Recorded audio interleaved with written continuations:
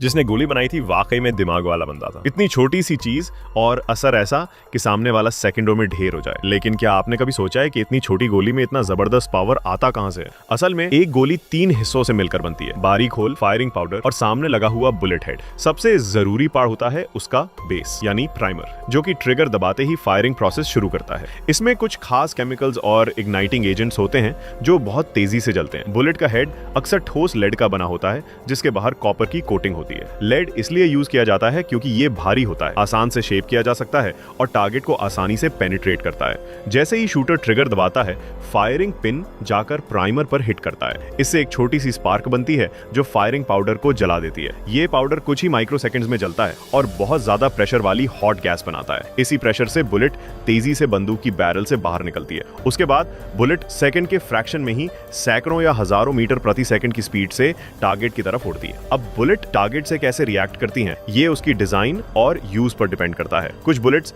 सिर्फ पेनिट्रेट करती हैं, कुछ में इंपैक्ट से ब्लास्ट होता है और कुछ का स्प्रेड इफेक्ट होता है। जैसे शॉटगन की बुलेट, वो असल में एक बुलेट नहीं बल्कि ढेर सारे छोटे मेटल बॉल्स का गुच्छा होता है। जैसे ये बंदूक से बाहर निकलते हैं, चारों तरफ फैलकर टारगेट को हिट करते हैं। खासतौर पर क्लोज रेंज में ये बहुत इफेक्टिव होते हैं क्योंकि एक ही फायर में ज्यादा चांस होता है कि कम से कम कुछ बॉल्स टारगेट पर लगे। Please like and subscribe for more.